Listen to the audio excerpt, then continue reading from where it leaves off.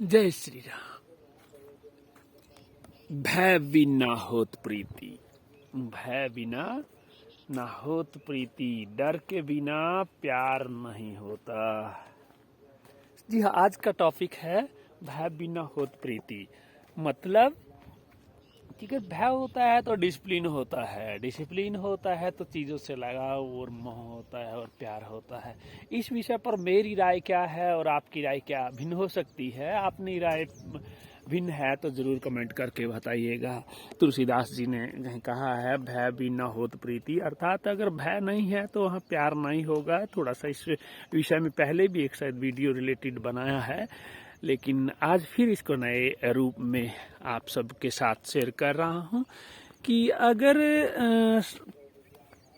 भय है तभी लोग अनुशासित होते हैं। वो कानून का भय हो सकता है, वो रिस्पेक्टिव फियर हो सकता है। देखिए, मैं सबसे पहले रिस्पेक्टिव फियर कहता हूँ क्योंकि कई बार हम लोग जो है एक रिस्पेक्ट करते हैं, लोगों की इज्जत करते हैं, चाहे वो माँ बाप हैं, भाई बहन हैं, रिश्तेदार हैं, तो वो क्या कहेंगे, वो क्या कहेंगे।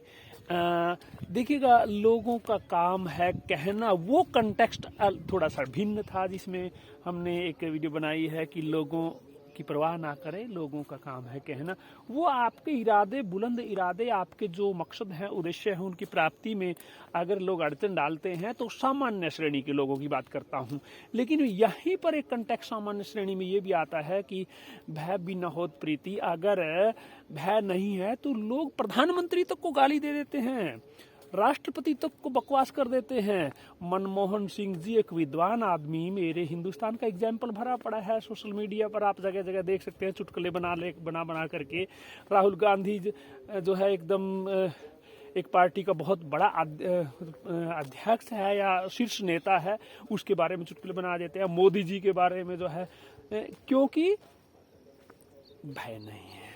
ट्रंप के बारे में दे दो ना, यहीं पर कुछ भी यहीं ट्रंप के बारे में बोल दीजिएगा, या दुबई या सऊदी अरेबिया के जो वहाँ के शाही लोग हैं उनके बारे में कुछ ऐसा बोल दीजिएगा जैसा हमारे यहाँ बोल देते हैं, चाहे मनमोहन सिंह जी के बारे में, चाहे नरेंद्र मोदी जी के बारे में, चाहे राहुल जी के बारे में है। तो भय बिना होत प्रीति। कानून का भय भी पहले होता था कि अगर ऐसे अमुक अपराध करेंगे तो ऐसा हो जाएगा। अब कानून डेमोक्रेटिक शासन व्यवस्था है, बहुत अच्छी व्यवस्था है, जिसमें कि बहुत अच्छाइयाँ बहुत हैं, थोड़ी कमियां भी रह जाती हैं। तो वो कमियां उन लोगों के लिए जिनको केवल अधिकारों का ज्ञान होता है, अपने कर्तव्यों और जिम्मेदारियों का एहसास नहीं होता, केवल और केवल अपने अधिकारों की जो बात करते हैं तो वो ऐसा करते हैं। फिर वो ये नहीं देखते कि सामने वाला राहुल जी है, मनमोहन सिंह जी है या नरेंद्र मोदी है।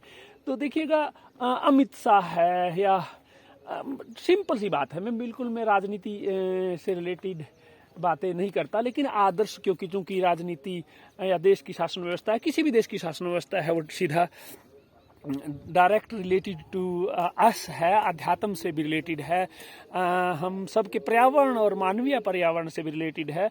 मायावती जी थी उत्तर प्रदेश की, मायावती जी के बारे में कुछ भी कह देते थे उस जमाने में लोग, और ये उत्तर प्रदेश की मुख्यमंत्री होती थी, मुख्यमंत्री होते हुए भी लोग सोशल मीडिया पर बकवास कर देते थे। और साइड में मेरे यहाँ चौटाला साहब, मैं ताऊ देवीलाल का फैन हूँ, सीधी सी बात है, आगे के परिवारों का नहीं फैन हूँ भाई, सीधी देवीलाल ताऊ जी को मैं नमन करता हूँ, याद आया उनका। तो यहाँ हमारे चौटाला साहब थे, किसी की हिम्मत थी किसी में हिम्मत, कोई बकवास कर जाए, अरे थोड़ी सी बात कह करके देखो, वहीं मालूम हो जाता है। मतलब इतना वो इनडिसिप्लिन। तो इसका मतलब भय होता है तो फिर प्यार भी होता है, इज्जत से भी तभी पेश आते हैं। और हमारे तो वेदों में कहा गया, बलम उपासवा, बल की पूजा होती है। इस दुनिया में सत्ता